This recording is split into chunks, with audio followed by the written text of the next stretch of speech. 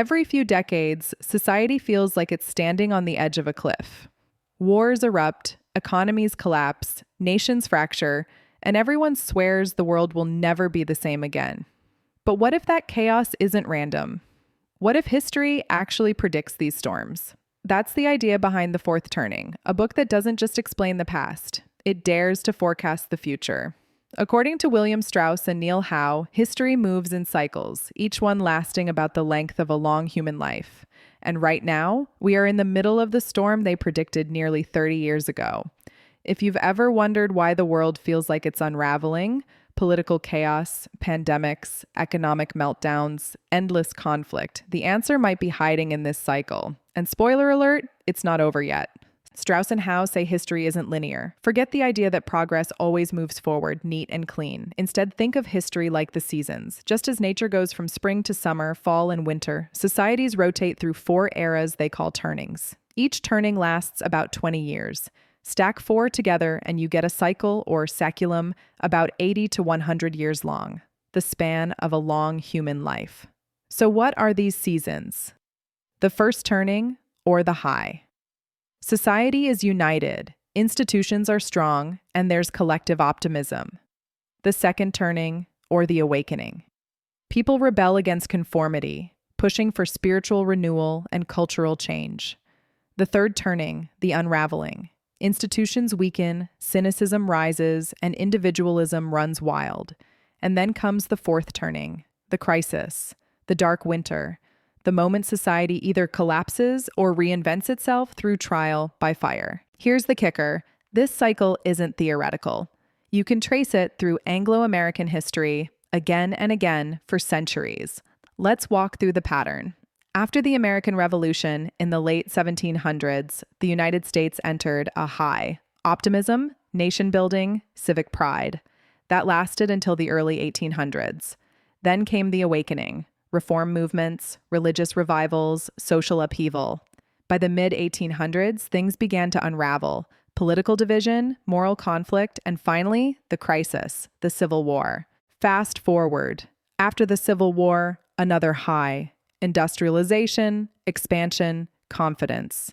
Then came another awakening, the progressive era and roaring cultural changes of the early 1900s. That slid into an unraveling during the 1920s and 30s, the crisis, the Great Depression, and World War II. And here's where it gets uncomfortable. After World War II, we entered another high, the 1950s and early 60s. Strong families, booming suburbs, national pride. Then the awakening hit, the counterculture of the 60s and 70s. The unraveling began in the 80s and 90s. Culture wars, weakened institutions, rising cynicism. Which means, by this theory, the next step, the fourth turning, would begin in the early 2000s.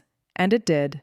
9/11, the financial crash of 2008, the rise of populism, the pandemic, wars breaking out, and a global economy staggering under debt. Strauss and Howe predicted it. The early 2000s would open the gate to a new crisis era, and the climax, they warned, would arrive in the 2020s. Why does the cycle keep repeating? Strauss and Howe argue it's not just politics or economics, it's people. Generations play roles, like actors rotating through a script.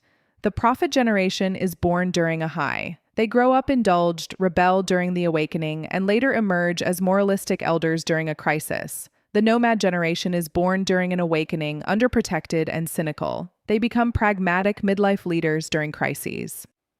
The hero generation is born during an unraveling, overprotected as kids, and later emerge as the self-sacrificing team players who fight the big battles of the crisis. Finally, the artist generation is born during a crisis. They are shielded as children, sensitive as adults, and become the cautious leaders of the next awakening. It's like a relay race. Each generation hands the baton to the next, shaping society's mood as they move from youth to leadership. Together, these archetypes churn the wheel of history forward into the next turning. Here's the part that makes this book feel less like theory and more like prophecy. The Fourth Turning was published in 1997. Back then, the authors predicted that around 2005, America would enter a period of upheaval, a fourth turning. They didn't know exactly what it would look like, but they warned of terrorism, economic collapse, political division, or even war. And now, here we are. We've had 9/11. We've had the global financial crisis. We've had endless political polarization, social unrest, climate disasters, a pandemic, and wars reshaping global alliances. The trust in government, media, and institutions is at rock bottom. Strauss and Howe said this would happen, that the old order would weaken, and society would be forced into a trial by fire. Their sequel, released in 2023, doesn't sugarcoat it. The fourth turning is here. And the peak of the storm, the climax, will arrive before the decade ends. That means the next 5 years could decide what the next 50 years look like. Now here's the faint light in the darkness. A crisis doesn't last forever. Just like winter eventually gives way to spring, the fourth turning ends with renewal. Out of the chaos, a new high is born. Fresh institutions, new confidence, and a sense of collective unity. That's the upside. The downside? Not every fourth turning ends well. The American Revolution created a new nation. The Civil War nearly destroyed it. The Great Depression and World War II reshaped the entire global order, thankfully with the U.S. on top. But the outcome isn't guaranteed. The crisis can lead to triumph or tragedy. That part depends on leadership, choices, and the will of the people living through it. In other words, it depends on us. So what do we do with all this? Whether you buy into the theory or not, the fourth turning forces us to zoom out, to stop obsessing over headlines and start recognizing patterns. The instability of our world isn't a fluke.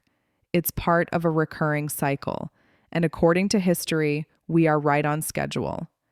The next few years will decide whether this cycle ends in renewal or collapse.